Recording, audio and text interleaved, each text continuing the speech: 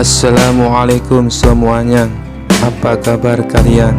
Semoga dalam keadaan sehat dan dilancarkan rezekinya oleh Allah. Amin ya robbal alamin. Dikisahkan hari itu Raja Harun al-Rasyid sedang duduk di taman istana bersama para menterinya. Karena bosan, ia mencari cara untuk menguji akal Abu Nawas.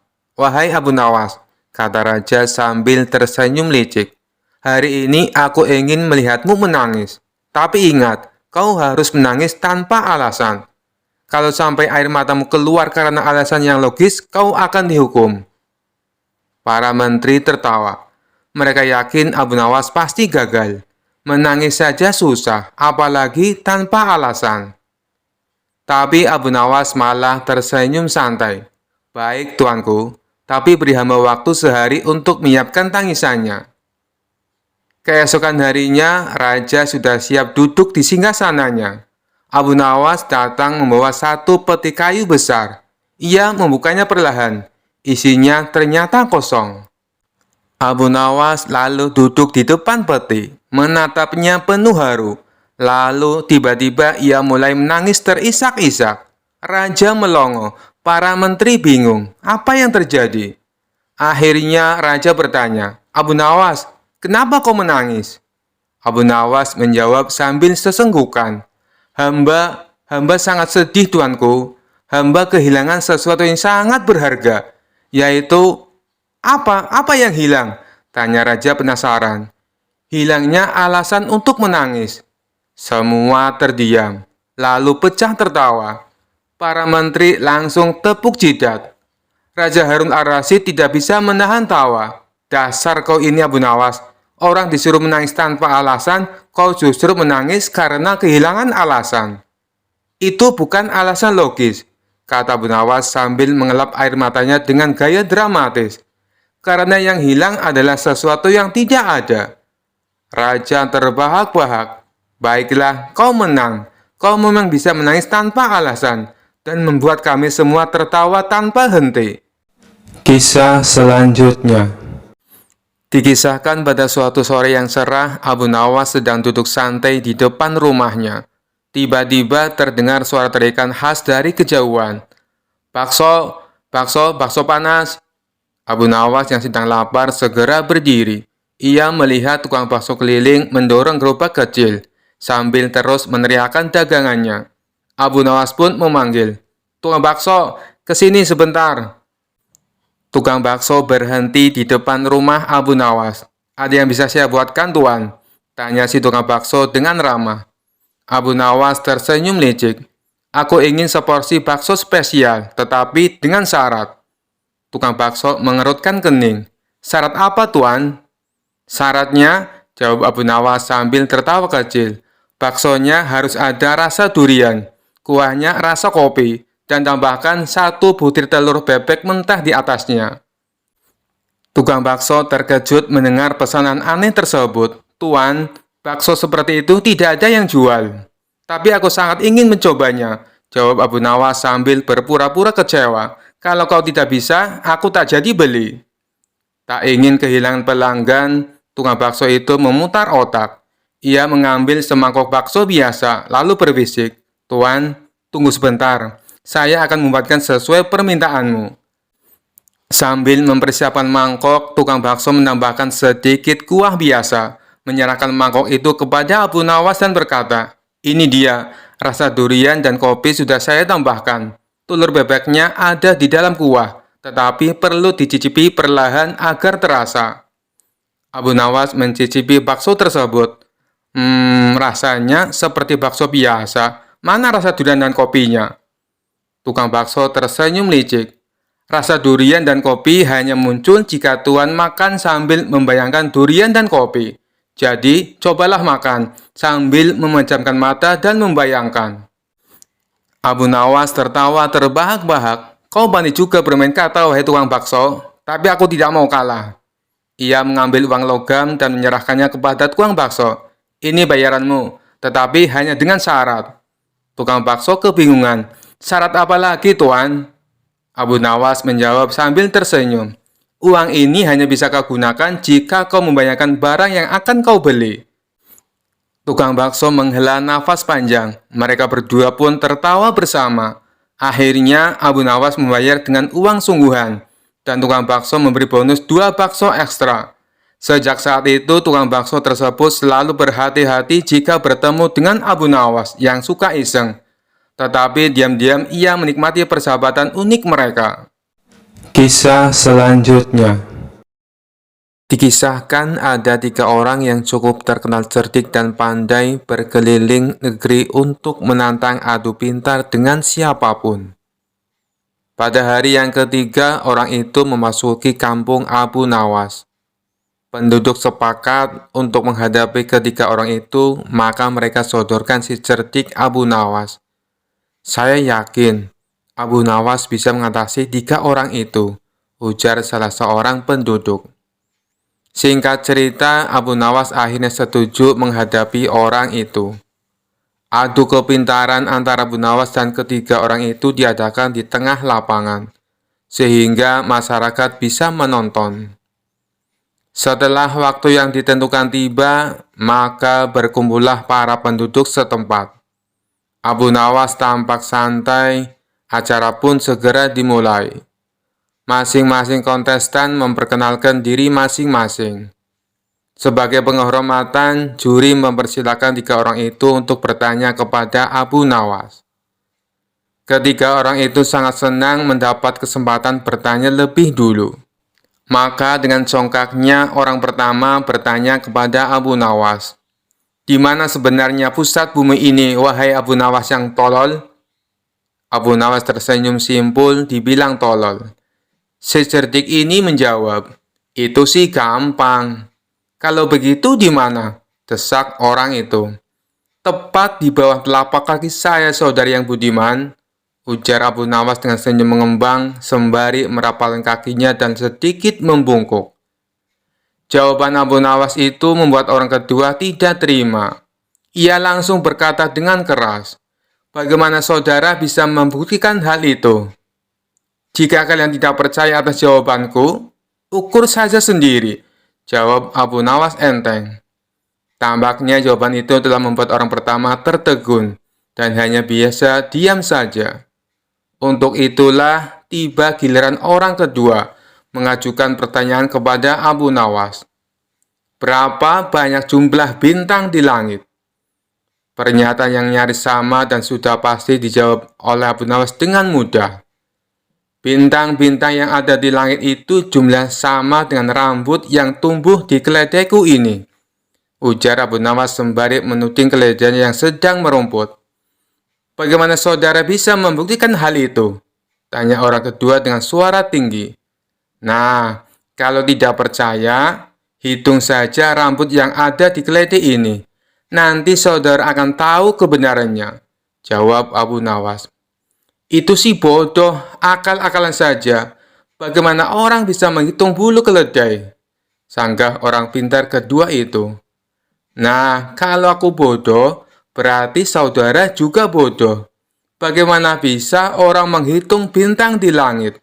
ujar Abu Nawas tak mau kalah. Mendengar jawaban itu, si orang kedua pun langsung mengunci mulutnya. Sekarang, tampillah orang yang ketiga. Orang ini konon paling cerdas di antara yang lain. Ia memang agak terganggu oleh kecerdikan Abu Nawas dan dengan ketus ia bertanya, "Tampaknya saudara tahu banyak mengenai keledai. Coba saudara katakan padaku, berapa jumlah bulu yang ada di ekor keledai itu?" Sebuah pernyataan yang tidak kreatif, nyaris mirip orang pertama dan kedua. Ini tentu saja membuat Abu Nawas tertawa mengejek. "Aku tahu jumlahnya. Jumlah bulu yang ada di ekor keledai ini sama dengan jumlah rambut yang ada di janggut saudara," jawab Abu Nawas dengan senyum-senyum. "Bagaimana saudara bisa membuktikan hal itu?" tanya orang ketiga penasaran. "Oh, itu mudah saja. Begini saudara. Saudara mencabut sehelai bulu dari ekor keledaiku. Kemudian, saya akan mencabut sehelai rambut dari janggut saudara. Nah, kalau sama, maka yang aku katakan adalah benar. Kalau tidak, berarti saya keliru, jawab Abu Nawas. Tentu saja orang ketiga itu dibuat mati kutu oleh Abu Nawas. Bisa dibayangkan sakitnya jika rambut di janggut itu dicabut satu persatu, sejumlah bulu di ekor keledai Abu Nawas. Orang ketiga tak terima dengan cara menghitung demikian. Hanya saja dia tak bisa berkutik. Para penonton pun menganggap Abu Nawaslah pemenangnya. Kisah selanjutnya.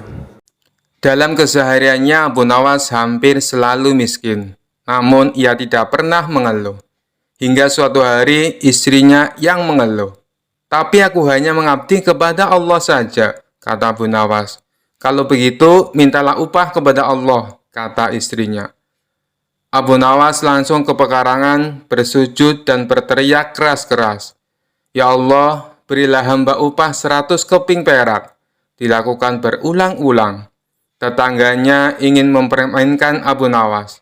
Ia melemparkan 100 keping perak ke kepala Abu Nawas. Tapi ia terkejut waktu Abu Nawas membawa lari uang itu ke dalam rumah dengan gembira. Sambil berteriak, aku ternyata memang wali Allah. Ini upahku dari Allah. Sang tetangga menyerbu rumah Abu Nawas, meminta kembali uang yang baru dilemparkannya. Abu Nawas menjawab, aku mohon kepada Allah, dan uang yang jatuh itu pasti jawaban dari Allah. Tetangganya marah, ia mengajak Abu Nawas menghadap hakim. Abu Nawas berkelit, aku tidak pantas ke pengadilan dalam keadaan begini. Aku tidak punya kuda dan pakaian bagus.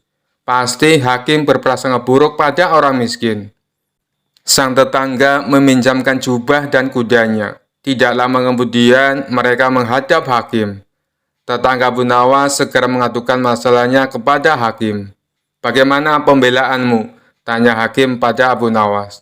Tetangga saya ini gila, Tuan, kata Abu Nawas. Apa buktinya? Tanya hakim. Tuan hakim bisa memeriksanya langsung. Ia pikir segala yang ada di dunia ini adalah miliknya. Coba tanyakan, misalnya tentang jubah saya dan kuda saya. Tentu semua diakui sebagai miliknya, apalagi uang saya. Dengan kaget sang tetangga berteriak, tetapi itu semua memang milikku. Bagi sang hakim, bukti-bukti sudah cukup, perkara putus. Kisah selanjutnya. Suatu hari Abu Nawas melihat pohon mangga tetangganya yang penuh dengan buah mangga ranum. Tetangga Abu Nawas terkenal sangat pelit dan tidak mau berbagi hasil panennya.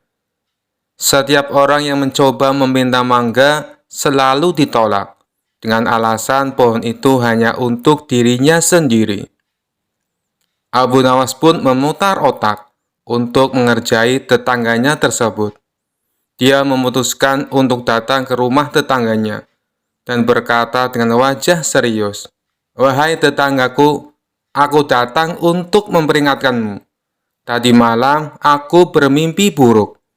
Dalam mimpiku, pohon mangga milikmu berbicara padaku dan berkata bahwa dia sangat sedih karena tidak ada yang menikmati buahnya. Dia memintaku untuk mengambil dan membagikan buahnya kepada tetangga sekitar, agar pohon itu tidak merasa sia-sia. Tetangga yang pelit itu terkejut. Apakah benar pohon manggaku berkata seperti itu dalam mimpimu? Abu Nawas menjawab dengan penuh percaya diri. Benar sekali. Pohon itu bahkan menangis dan berkata, jika tidak ada yang memetik buahnya dalam waktu seminggu, dia akan layu dan mati. Tetangga yang ketakutan dengan ancaman pohonnya akan mati akhirnya setuju. Baiklah Abu Nawas, kalau begitu demi keselamatan pohon manggaku silakan petik buahnya dan bagikan kepada siapapun yang engkau inginkan. Dengan senyum lebar Abu Nawas segera memetik beberapa buah mangga dan membagikannya kepada para tetangga. Mereka semua tertawa melihat bagaimana Abu Nawas berhasil mengerjai tetangganya yang pelit itu.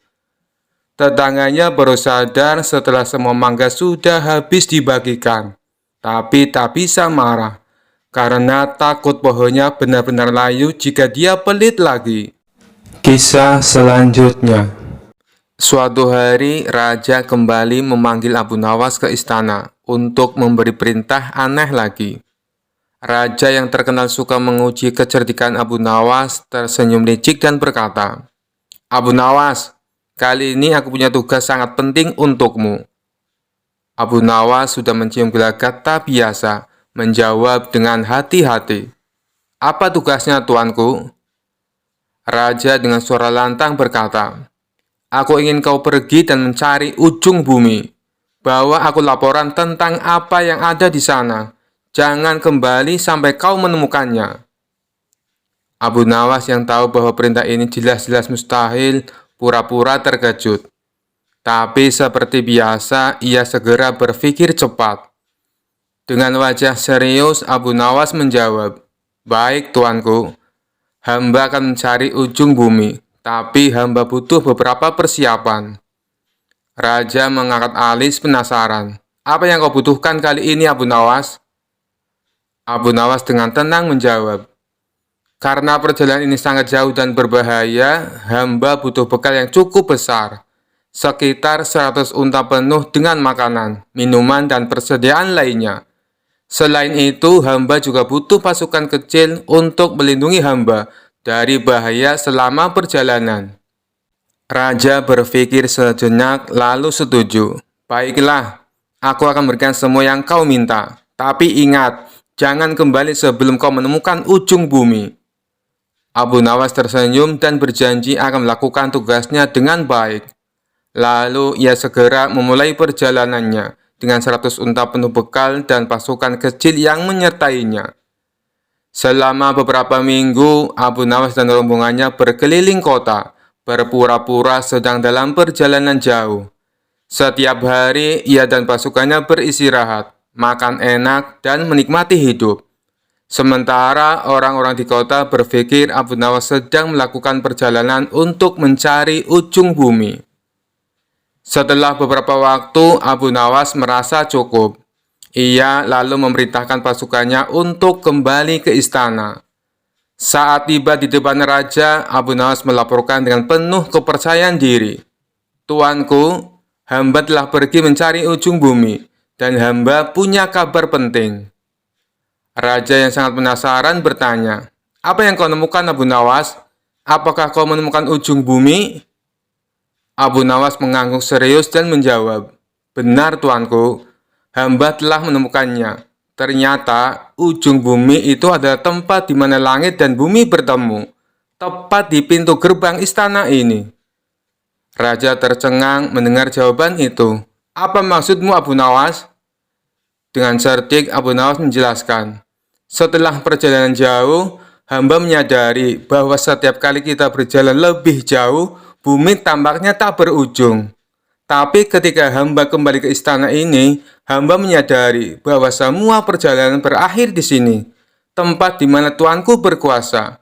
Inilah ujung bumi, karena di sini segala sesuatu bermula dan berakhir."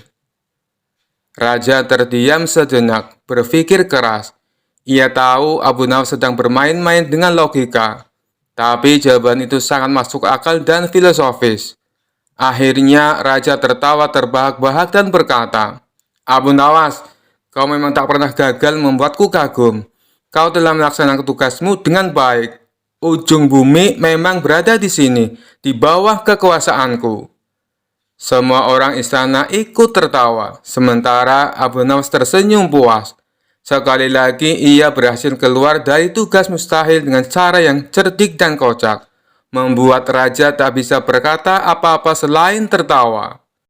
Kisah selanjutnya. Suatu hari, Baginda Raja dilanda masalah yang membuatnya tidak bisa tidur. Sedangkan masalah yang dihadapinya hanya Baginda Raja sendiri yang tahu. Meskipun Baginda Raja banyak masalah, namun ia sengaja merahasiakannya dari orang-orang sekitar, baik kepada penasihat istana maupun Abu Nawas selaku sahabatnya tempat berkeluh kesah. Padahal sejatinya Baginda Raja ingin rasanya melupakan masalah yang menimpanya. Kalaupun bisa lari menghindar, tentulah ia akan melakukannya. Tapi kenyataannya, permasalahan yang dihadapi terasa seperti mengikutinya kemanapun Baginda Raja pergi.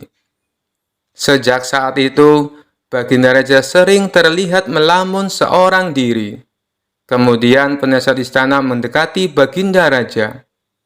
"Maaf Paduka yang mulia, hamba perhatikan belakangan ini Paduka terlihat murung. Hamba khawatir Paduka nanti jatuh sakit. Adakah sesuatu yang Paduka pikirkan?" tanya penasihat istana. "Tidak ada apa-apa, aku baik-baik saja. Kau urusi saja pekerjaanmu," jawab Baginda Raja dengan memalingkan wajahnya. Penasihat istana pun hanya terdiam. Ia merasakan gelagat bahwa Baginda Raja sedang dilanda masalah besar. Dikarenakan Baginda Raja tidak mau berterus terang, penasihat istana tidak berani membujuknya untuk menceritakan masalah yang dihadapinya. Makin hari sikap Baginda Raja makin tertutup, bahkan kini enggan menerima tamu. Hal ini membuat para pejabat istana menjadi sangat khawatir. Apa yang harus kita lakukan? Makin hari Baginda Raja terlihat mengkhawatirkan. Ini sangat buruk untuk kondisinya. Jangan sampai Baginda Raja jatuh sakit, kata salah seorang menteri. Aku juga cemas melihat sikap Baginda Raja belakangan ini. Aku sudah mencoba membujuknya supaya mau menceritakan masalah yang dialami. Tapi ia malah memalingkan wajah. Baginda Raja memilih menutup diri, beber penasihat istana. "Saya punya saran. Bagaimana kalau masalah ini kita sampaikan kepada Abu Nawas? Biasanya dia tahu solusinya," ujar salah satu dari menteri. "Ya, saya setuju dengan saran tersebut," balas lainnya. Maka beberapa menteri istana segera mendatangi rumah Abu Nawas. Melihat yang datang adalah para menteri, Abu Nawas sempat terkejut. Biasanya yang diutus Baginda Raja adalah prajurit istana. "Kenapa kalian yang datang?" tanya Abu Nawas. "Kami ke sini bukan diutus Baginda Raja, tapi atas kemauan sendiri," jawab para menteri. Kemudian para menteri ini memberitahu Abu Nawas tentang keadaan yang menimpa Baginda Raja. "Kami semua sudah berusaha memberi perhatian, tapi Baginda Raja selalu menutup diri," kata salah satu menteri. "Baiklah, aku akan mencoba menghiburnya. Mari kita ke istana sekarang," ajak Abu Nawas. Singkat cerita, Abu Nawas menghadap Baginda Raja. Ia lalu bercerita kisah-kisah jenaka di hadapan Baginda Raja, berharap bisa terhibur dan tertawa. Tapi ternyata tidak ada reaksi apapun. Baginda Raja hanya terdiam, malah meninggalkan Abu Nawas lalu masuk ke kamarnya. Selepas Baginda Raja pergi, para menteri segera menghampiri Abu Nawas. "Bagaimana ini Abu Nawas? Kamu lihat sendiri kan?" ucap mereka. "Sepertinya Baginda Raja sedang mengalami masalah berat. Biarkan aku pulang dulu. Aku akan memikirkan cara untuk mengatasi masalah ini," ucap Abu Nawas. Setibanya di rumah, Abu Nawas terus memikirkan cara terbaik memecahkan masalah ini. Setelah berpikir cukup lama, akhirnya Abu Nawas menemukan ide yang cemerlang. Esok harinya Abu Nawas pergi ke pasar. Di hadapan orang-orang, Abu Nawas berteriak, "Apakah di antara kalian ada yang bisa memasukkan onta ke lubang jarum?" Mendengar pertanyaan Abu Nawas, semua orang yang ada di sana heran. Salah satu dari mereka lalu menjawab, "Mana mungkin bisa, itu perkara yang mustahil." Dengan lantang Abu Nawas membalas, "Tidak ada perkara yang mustahil. Jangankan aku, anak kecil pun bisa." "Kalau kau mau bisa, coba tunjukkan kepada kami," pinta mereka. "Maaf kawan-kawan, sayangnya aku hanya bisa membuktikannya bila di hadapan Baginda Raja," jawab Abu Nawas. Begitulah seterusnya, setiap ada keramaian orang ataupun perkumpulan, Abu Nawas selalu mengatakan hal yang sama. Akhirnya kabar tentang Abu Nawas bisa memasukkan unta ke lubang jarum sampai juga hingga ke telinga Baginda Raja. Awalnya Baginda Raja tidak terlalu memperdulikannya, tapi lama-kelamaan timbul juga rasa penasaran pada dirinya.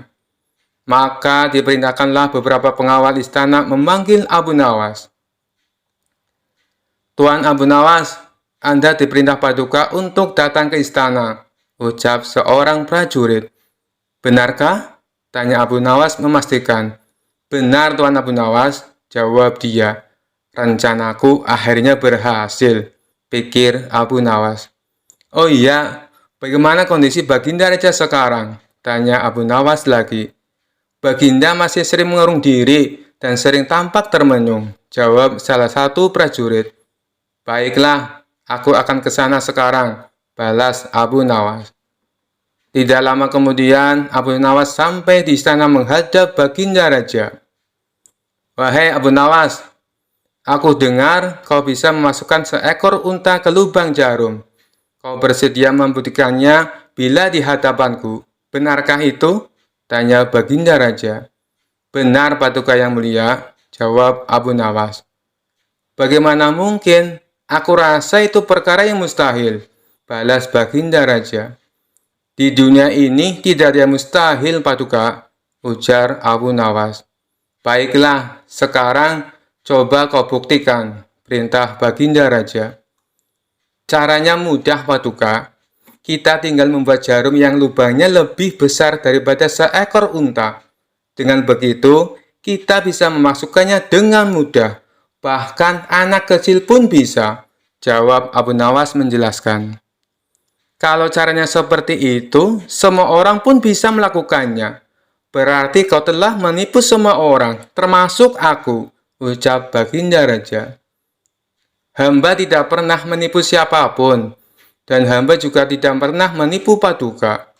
Hamba tidak pernah mengatakan bahwa jarum hamba yang maksud adalah jarum kecil," balas Abu Nawas. "Iya, itu benar. Tapi apa maksud dari pernyataanmu ini?" tanya Baginda Raja. "Hamba hanya ingin mengatakan bahwa ada hikmah dari pernyataan ini," jawab Abu Nawas. "Hikmah? Hikmah dari mana?" tanya Baginda Raja heran. "Bukankah tadinya Baginda Raja tidak percaya kalau hamba bisa memasukkan unta ke lubang jarum? Tapi setelah hamba jelaskan, Baginda Raja baru mempercayainya. Begitu juga dengan permasalahan yang sedang kita hadapi.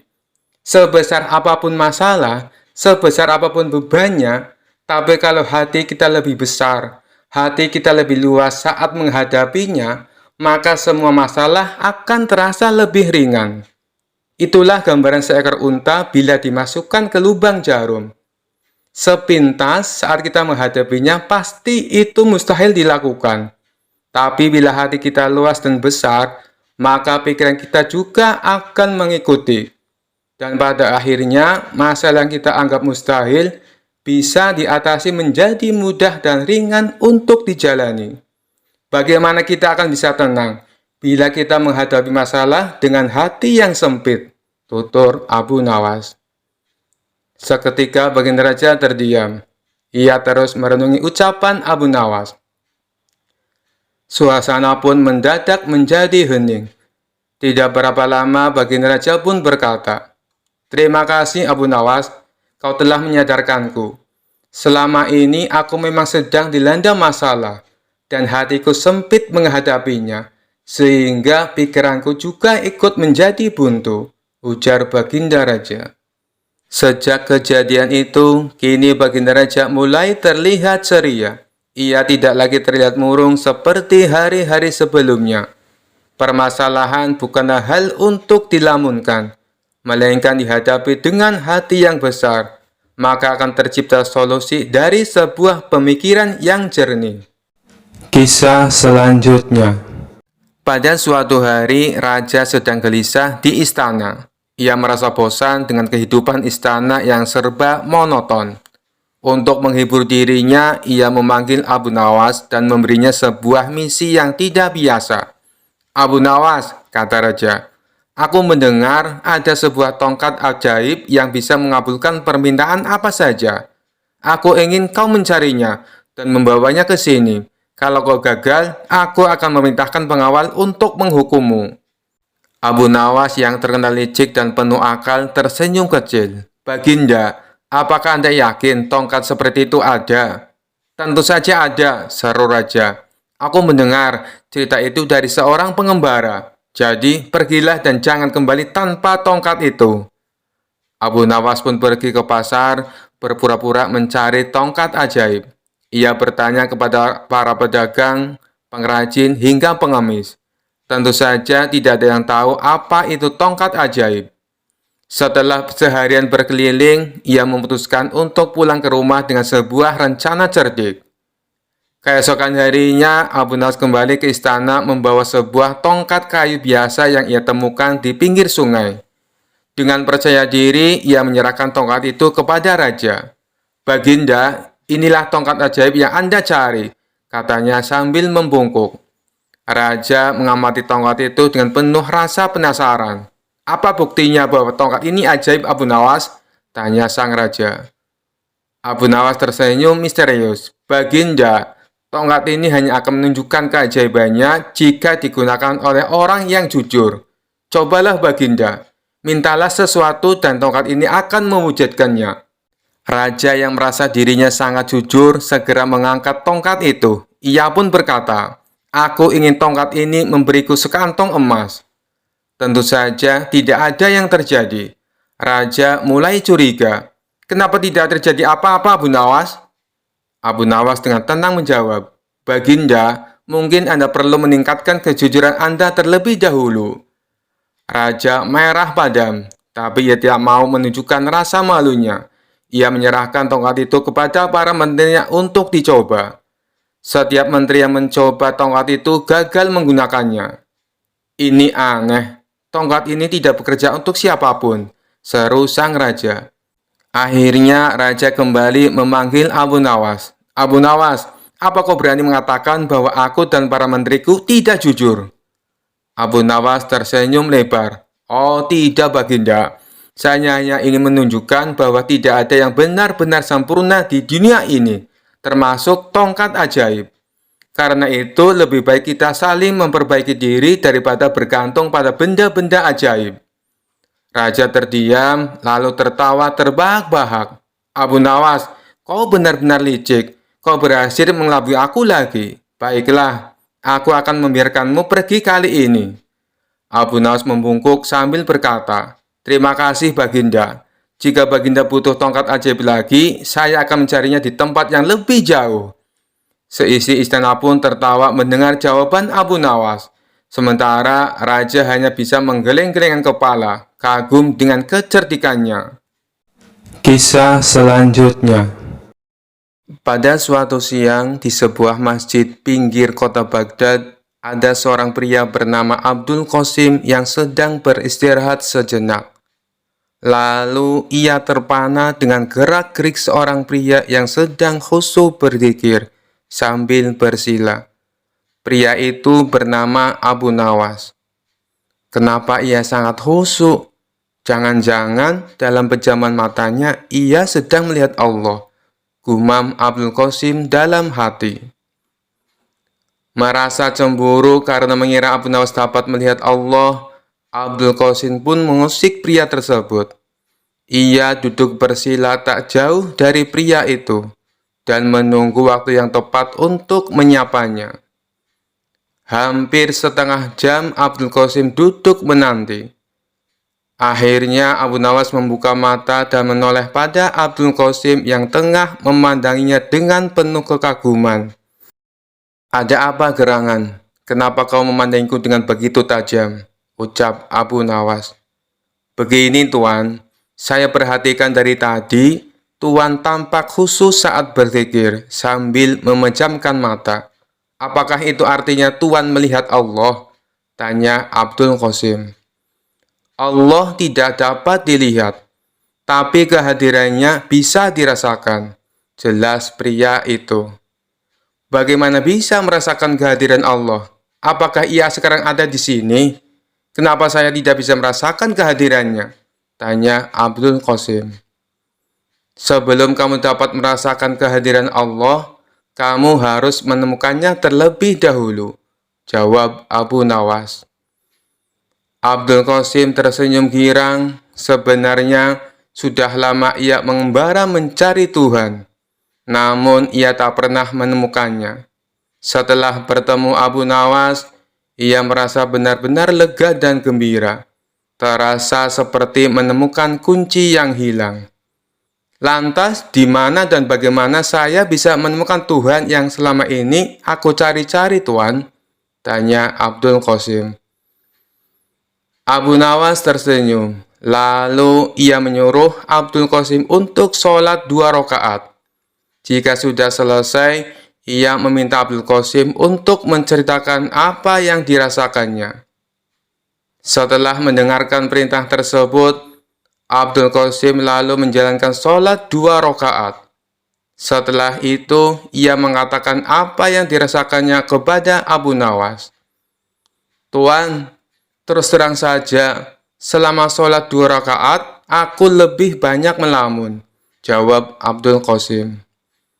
Sebenarnya saya melafalkan semua bacaan sholat, tapi pikiran saya melayang kemana-mana. Saya juga memikirkan saat Tuan sedang berzikir. Saya merasa cemburu, kenapa Tuan bisa sangat khusus saat berzikir, sedangkan saya merasa sangat hampa, jelas Abdul Qasim. Abu Nawas kembali tersenyum, kemudian ia membuat kesepakatan agar keduanya bertemu lagi di distrik Qomti untuk mengembara mencari Tuhan. Tentu saja Abdul Qasim menerima kesepakatan itu. Ia justru merasa bersemangat. 2 hari kemudian, Abu Nawas tiba di Qomti dengan beragam perlengkapan untuk perjalanan jarak jauh. Dirinya punya tekad untuk tak akan pulang dari perjalanan sebelum temannya Abdul Qasim menemukan Allah. Tak lama kemudian, datanglah Abdul Qasim dengan beragam perlengkapan pula. Mereka lalu melakukan perjalanan dengan mengendarai unta menuju pusat kota Baghdad. Kita akan berjalan ke pusat kota Baghdad. Di sana penuh keramaian, sehingga Allah pasti ada untuk mengatur peran-peran dari kehidupan manusia dan rezeki setiap orang. Namun, tampaknya tak semua orang bisa merasakan kehadiran Allah, seperti yang sekarang ini kamu alami, ucap pria cerdas itu kepada Abdul Qasim. Baiklah, Tuan, aku siap melakukan perjalanan ini, jawab Abdul Qasim. Jarak antara Qomti dan pusat kota Baghdad sangatlah jauh.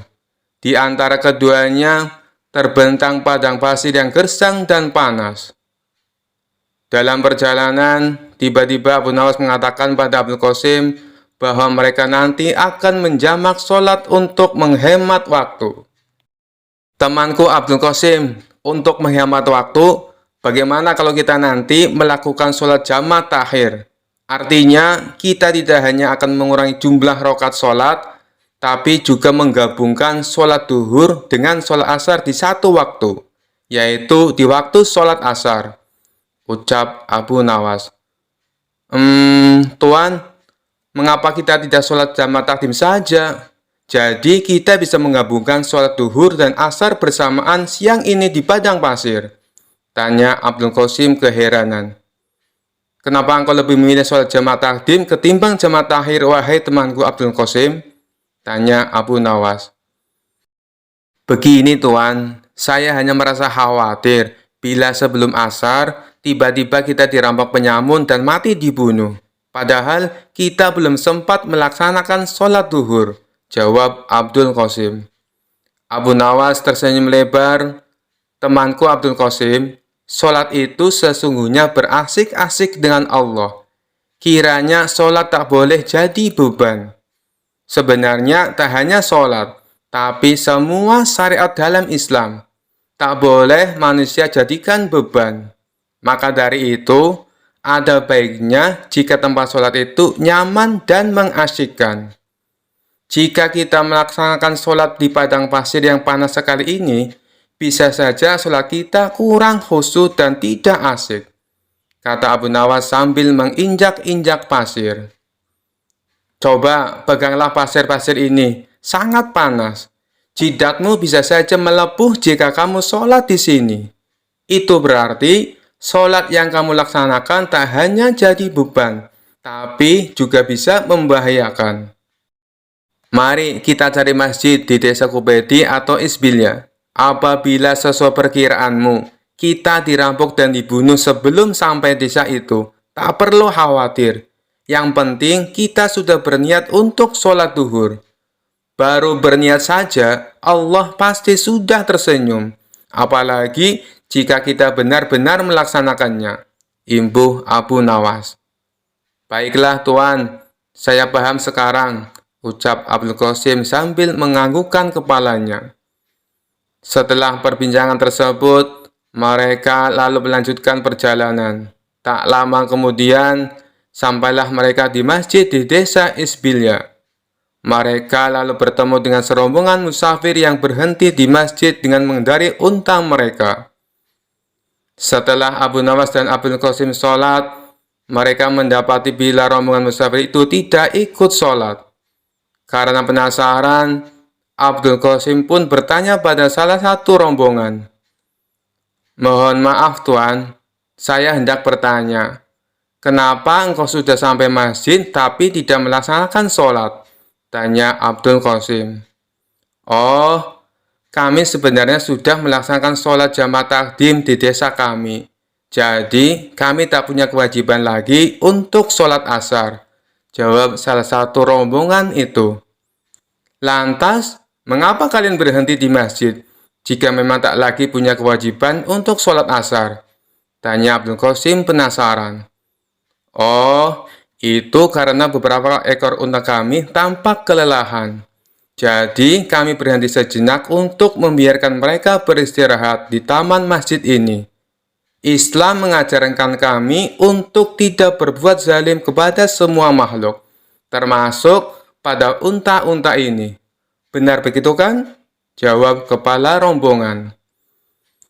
Abdul Qasim merasa kagum dengan jawaban ketua rombongan musafir itu. Namun masih ada yang ingin ia tanyakan. Tuan, apakah engkau bersikap baik hanya pada unta saja atau pada semua binatang? Tanyanya. Ketua rombongan itu tersenyum lalu menjawab.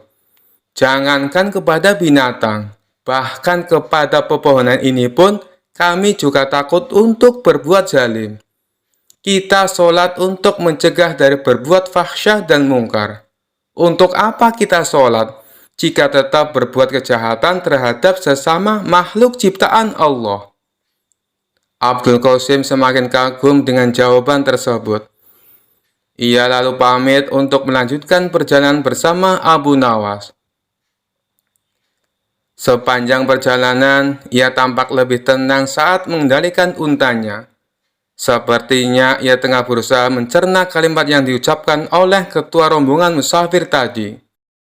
Abu Nawas mengajaknya berbicara untuk memecahkan keheningan. Tampaknya kau sedang berpikir sesuatu. Apa yang sedang kau pikirkan? Tanya Abu Nawas. Abdul Qasim sangat bersemangat dan sontak bertanya. Sebenarnya, tadi saya mendengar kepala musafir menyebutkan kata fahsyah dan mungkar. Jujur saja, saya belum mengerti maksudnya, Tuan. Bolehkah saya meminta penjelasan pada Tuan? Oh, jadi itu yang membuatmu penasaran. Jadi, fahsyah adalah semua perbuatan buruk yang tidak mengakibatkan kerugian langsung kepada orang lain. Karena tak langsung memberikan dampak buruk, biasanya orang-orang tak segera bisa mengenali nilai-nilai buruk yang terkandung dalam fahsyah itu. Setelah itu, Allah akan memberikan pelajaran lewat agama. Jelas Abu Nawas. Agar hamba semakin paham, bisakah Tuan menyebutkan contoh fahsyah? Tanya Abdul Qasim antusias. Contohnya saja perzinaan, meneguk minuman beralkohol, atau memakan makanan haram. Saat dua orang berzina, sebenarnya orang lain tak merasa dirugikan secara langsung, sebab tak ada korban jiwa akibat perbuatan mereka. Inilah mengapa nilai-nilai buruk dalam fahsyah tidak mudah dikenali oleh umat manusia. Abdul Qasim tertegun dan mengakukan kepala tanda paham. Sekarang, bandingkan dengan perbuatan mungkar. Mungkar adalah perbuatan buruk yang menimbulkan kerugian langsung pada orang lain. Misalnya saja pencurian, pembunuhan, atau perampokan. Karena semua itu berdampak langsung pada orang lain dan ada korban jiwa akibat perbuatan itu, maka nilai-nilai buruk yang terkandung dalam perbuatan mungkar gampang sekali dikenali. Bahkan seorang ateis sekalipun percaya bila pembunuhan, perampokan, dan pencurian adalah perbuatan buruk. Jelas Abu Nawas. Lelaki yang tengah mencari Tuhan itu pun merasa kagum dengan penjelasan dari tuannya.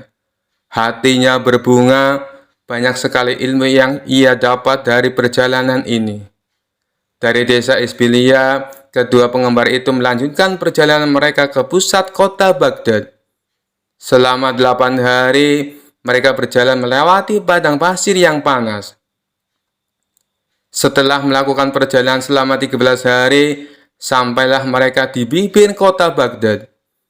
Abu Nawas merasa heran karena sejumlah ruas jalan menuju pusat kota ditutup. Hampir 2 pekan melakukan perjalanan, pujangga ini tak tahu perkembangan berita. Mereka pun mencari-cari jalan agar cepat sampai di pusat kota Baghdad. Pada akhirnya, mereka pun berhasil sampai di pusat kota Baghdad. Ada ratusan ribu orang berkumpul di alun-alun karena hendak melaksanakan sholat. Rupanya, hal tersebutlah yang membuat sejumlah ruas jalan ditutup. Lalu Abu Nawas mengajak Abdul Qasim untuk ikut sholat berjamaah. Usai sholat, mereka menyaksikan sejumlah orang naik ke atas panggung, lalu satu persatu melakukan orasi. Beberapa orang berorasi menggunakan kalimat yang tak selayaknya diucapkan usai sholat. Abdul Qasim yang jarang berkunjung ke pusat kota Baghdad merasa terheran-heran menyaksikan pemandangan ini. Usai mendengarkan semua orasi, mereka melanjutkan perjalanan. Abu Nawas lalu bertanya pada Abdul Qasim, "Bagaimana? Apakah sejauh ini kamu sudah menemukan Tuhan?" "Belum sepenuhnya," jawab Abdul Qasim dengan nada suara agak sedih. "Bahkan sejujurnya, di alun-alun tadi saya merasa tidak sholat. Boro-boro saya menemukan Tuhan," imbuhnya. Abu Nawas tahu arah pembicaraan Abdul Qasim, tapi ia biarkan temannya itu meracau sendiri di atas panggung untanya. "Saya merasa barusan mengalami perbuatan mungkar," ucap Abdul Qasim meracau. "Kenapa bisa begitu?" tanya Abu Nawas. "Saat menuju pusat kota Baghdad, kita tadi benar-benar kesulitan mencari jalan. Karena beberapa jalan ditutup gara-gara ratusan orang mau sholat di tanah lapang. Padahal sebelah lapangan itu ada masjid yang besar. Bukankah ini mirip definisi perbuatan mungkar yang Tuhan pernah jelaskan?" ucap Abdul Qasim. "Saya tak ingin buru-buru mengatakan yang mereka lakukan tadi itu adalah perbuatan mungkar. Siapa tahu mereka memang berniat untuk sholat berjamaah di tempat terbuka," ujar Abu Nawas. Dalam hati, Abu Nawas sebenarnya merasa senang karena temannya mulai menemukan pintu yang benar menuju Tuhan. Ia makin bersemangat menemani Abdul Qasim untuk menemukan Tuhan. Setelah 2 hari meninggalkan kota Baghdad, sampailah mereka di sebuah masjid kecil di pinggir gurun. Saat menambatkan unta di halaman masjid, mereka sadar bila bekal mereka telah habis. Lalu mereka pun bingung apa yang bisa dimakan di kampung kecil di tengah gurun seperti ini. Di tengah kebingungan, tiba-tiba datang sekelompok kafilah di masjid itu. Dari baju mereka yang kemal, mereka adalah kaum Badui miskin yang tampaknya tengah melakukan perjalanan jauh dan melelahkan. Usai menampatkan unta mereka, Kepala kafilah itu menghampiri Abu Nawas dan Abul Qasim untuk memberi salam. Setelah berbincang singkat, kepala kafilah itu tahu bila Abu Nawas dan Abul Qasim sedang kelaparan. Tanpa basa-basi, kepala kafilah itu memberi mereka makanan. Awalnya Abu Nawas menolak, karena ia melihat makanan itu sebenarnya juga bekal terakhir yang dibawa kafilah itu.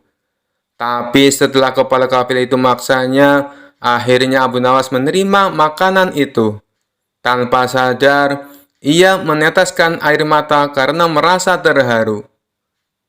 Kenapa Tuhan memberikan makanan ini pada kami? Padahal bekal Tuhan juga menipis. Sementara perjalanan Tuhan pasti masih jauh, tanya Abdul Qasim. Saudara mungkin tak tahu, sebenarnya saya bukan mengurangi bekal makanan, tapi justru sedang menambahnya, jelas ketua kafilah. Bagaimana bisa? Tanya Abdul Qasim bingung. Ingatlah perkataanku, wahai saudaraku. Allah memerintahkan kita untuk bersedekah, dalam kondisi sempit maupun lapang.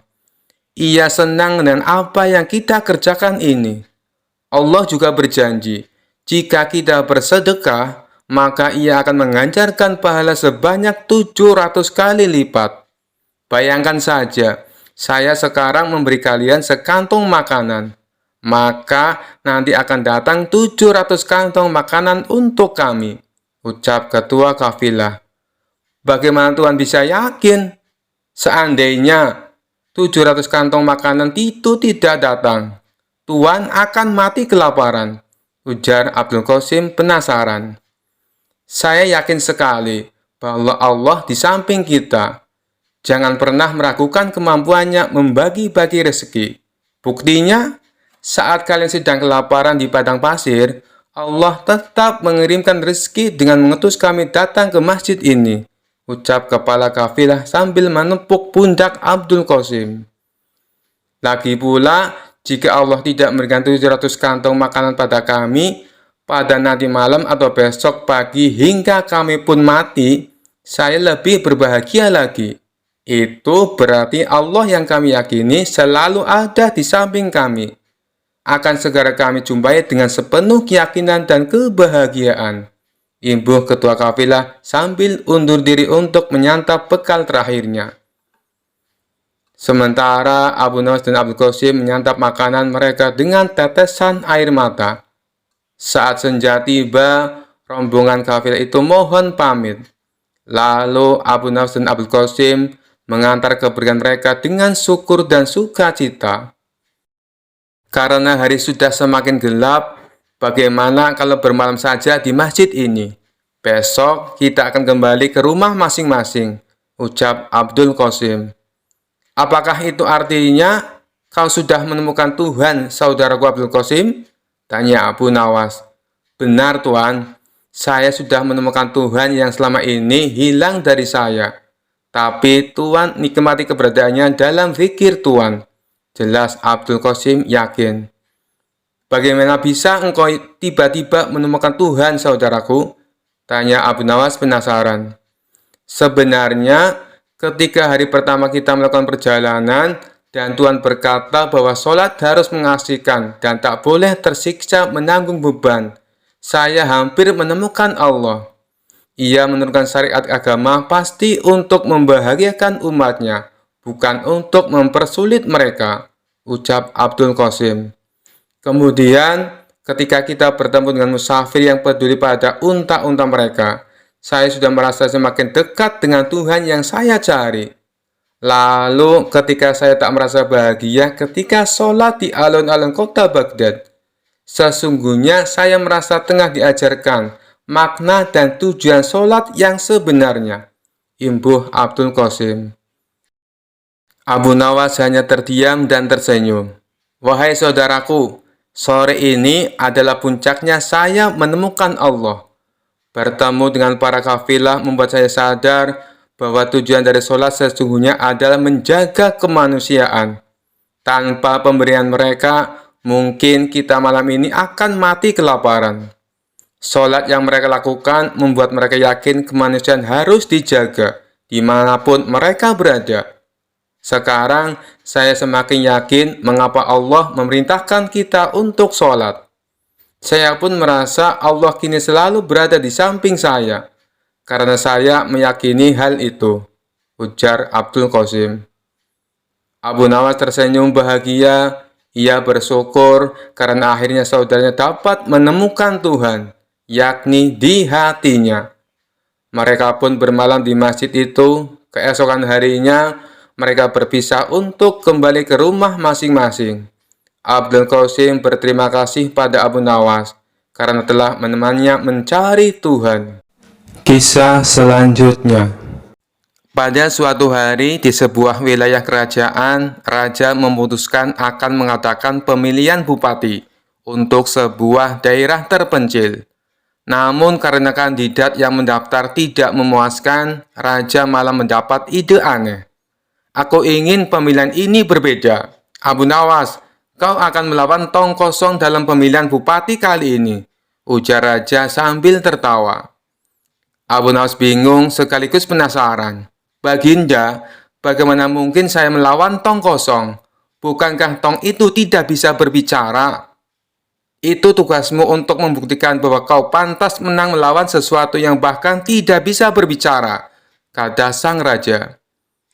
Pada hari debat kandidat, warga berbondong-bondong datang ke alun-alun untuk menyaksikan hal yang tak biasa. Di satu sisi panggung, Abu Nawas berdiri dengan tegak penuh percaya diri. Di sisi lain, sebuah tong kosong berdiri tegak tanpa gerak. Moderator memulai debat. Kandidat pertama, Abu Nawas, apa visi dan misi Anda? Abu Nawas tersenyum lebar. Visi saya adalah membangun daerah ini menjadi lebih makmur.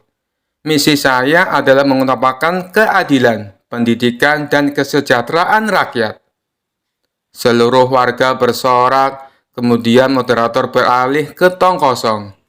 Kandidat kedua, silakan sampaikan visi dan misi Anda. Hening, tentu saja tong kosong tidak bisa menjawab. Abu Nawas tidak menyia-nyiakan kesempatan ini.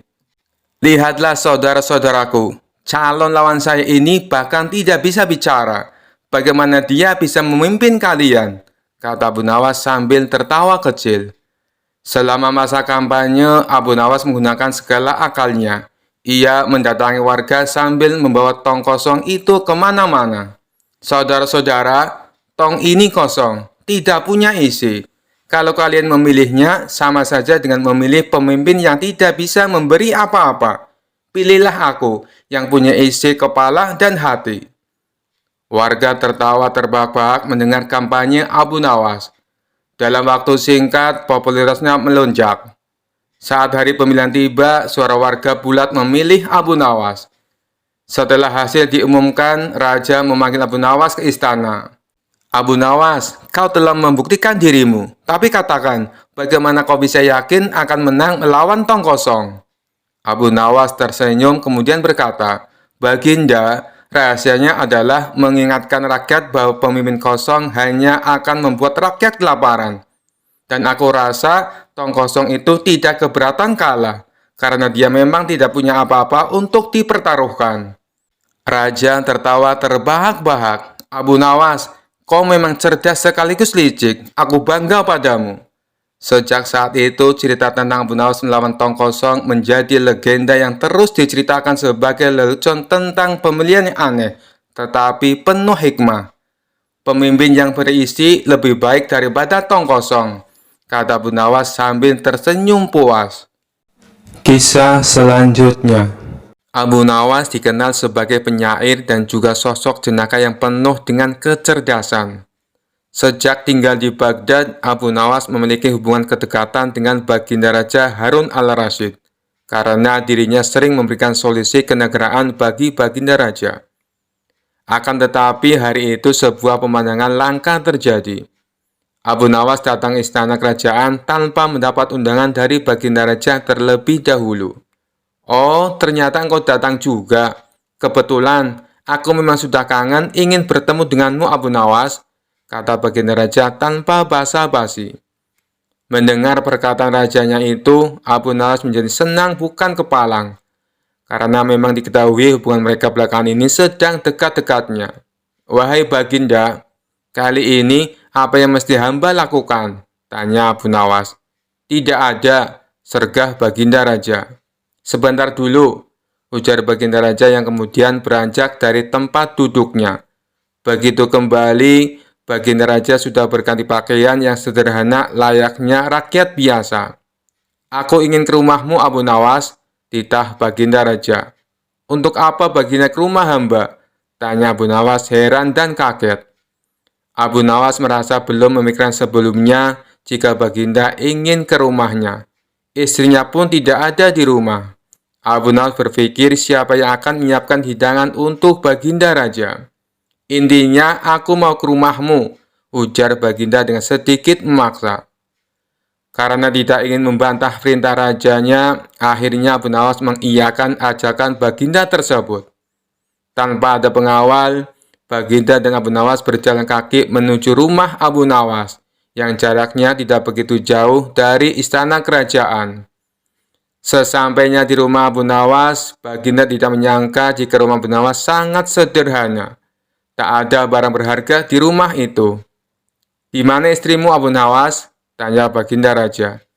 Istri hamba sedang menjenguk orang tuanya, Baginda, jawab Abu Nawas.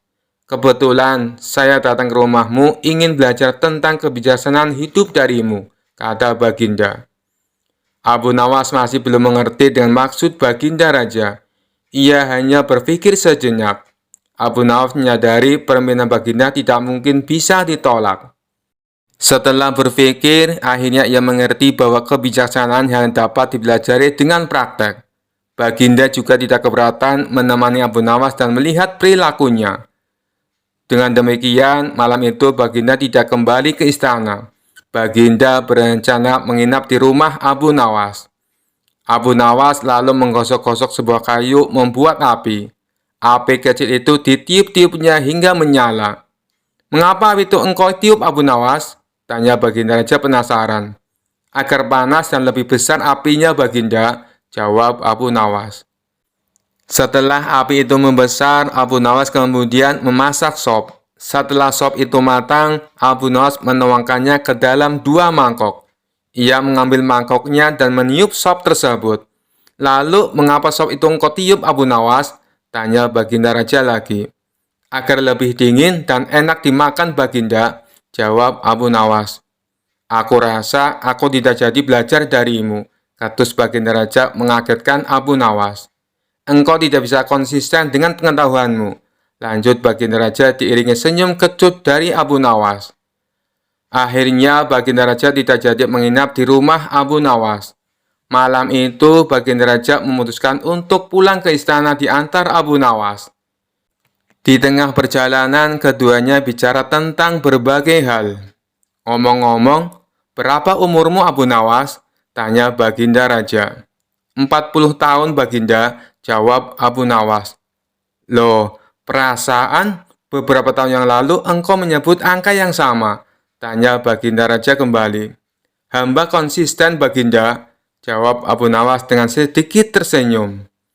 Karena jawaban tersebut, Baginda akhirnya mengakui bahwa Abu Nawas memiliki kecerdasan. Begitu juga akhirnya Baginda sadar telah belajar hidup bijaksana kepada Abu Nawas. Sekian dulu perjumpaan kita kali ini. Sampai bertemu lagi di kisah-kisah selanjutnya. Terima kasih yang sudah subscribe dan setia menonton channel ini.